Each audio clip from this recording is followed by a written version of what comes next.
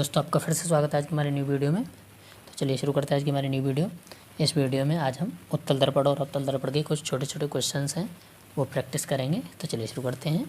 पहला क्वेश्चन क्या कह रहा है, एक गोली दर्पण की वक्रता त्रिज्या 20 सेंटीमीटर है। कोई गोली दर्पण है, उसकी वक्रता त्रिज्या 20 सेंटीमीटर दे रखी है, उसकी फोकस दूरी क्या होगी। तो आपको पता है वक्रता त्रिज्या और फोकस दूरी में अंतर क्या होता है, F=R=2F। ठीक है, तो आपको फोकस दूरी वक्रता त्रिज्या दे रखी है 20 सेंटीमीटर, यहाँ से फोकस दूरी निकालनी है। तो यहाँ से फोकस दूरी कितनी आ जाएगी, 20/2 10 सेंटीमीटर। ठीक, अगला क्वेश्चन क्या कह रहा है, उस दर्पण का नाम बताइए जो बिंब मतलब वस्तु का सीधा और आवर्धित होता है बड़ा। ये कह रहा है सीधा वो बड़ा प्रतिबिंब बना सके। क्या उत्तल दर्पण में कभी प्रतिबिंब बड़ा बनता था? कभी नहीं बनता था। तो सिर्फ एक ही दर्पण है आपके पास जो कि इसका सीधा और आवर्धित प्रतिबिंब बना सकता है। ठीक है, वो कौन सा दर्पण है आपका, अवतल दर्पण। अगला क्वेश्चन देखते हैं, किसी बिंब का अवतल दर्पण द्वारा प्रतिबिंब आभासी सीधा बिंब से बड़ा पाया गया है। ठीक है, तो बिंब से बड़ा सिर्फ एक ही दर्पण में बनता है और वो होता है हमारा अवतल दर्पण, पहले से दे रखा है।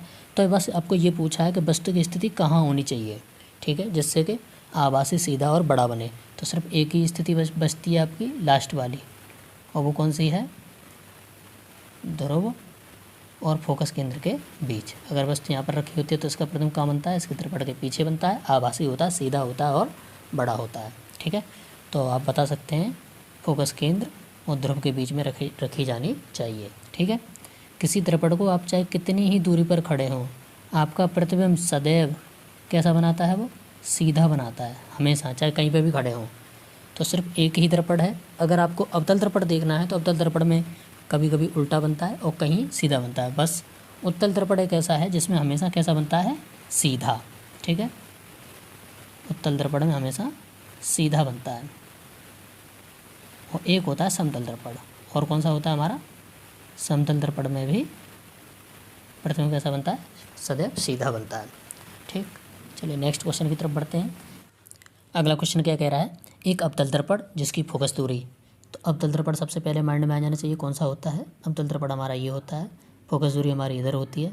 इसका मतलब F आपको -5 सेंटीमीटर दे रखा है। इसके सामने 10 सेंटीमीटर की दूरी पर रखी वस्तु, इसके सामने वस्तु रखी है, कितने सेंटीमीटर की दूरी पर है, 10 सेंटीमीटर की दूरी पर है। ठीक है, तो U दे रखा है आपको -10 सेंटीमीटर। माइनस कहाँ से आया, ध्रुव से इधर वाली स्थितियाँ कैसी होती है, माइनस की। तब पूछा है प्रतिबिंब कहाँ बनेगा, क्या यह प्रतिबिंब वास्तविक होगा।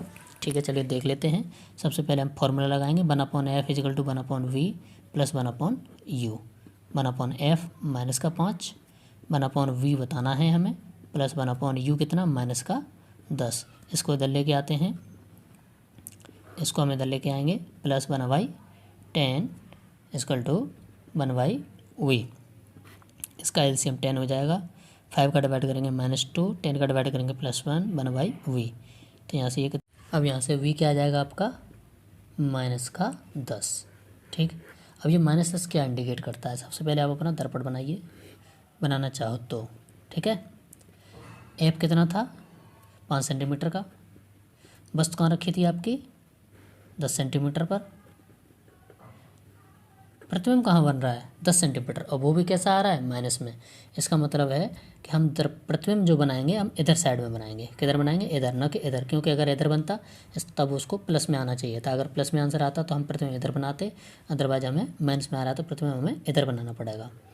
कितने सेंटीमीटर की दूरी पर आ रहा है, 10 सेंटीमीटर की दूरी पर ही आ रहा है, मतलब प्रतिबिंब यहीं बन रहा है। ठीक है, तो अब आप देख सकते हो कि फोकस दूरी 5 सेंटीमीटर थी, वस्तु की दूरी कितनी, 10 सेंटीमीटर। इसका मतलब ये हुआ कि ये जो पॉइंट है वो वक्रता केंद्र है, मतलब वस्तु आपकी वक्रता केंद्र पर रखी थी।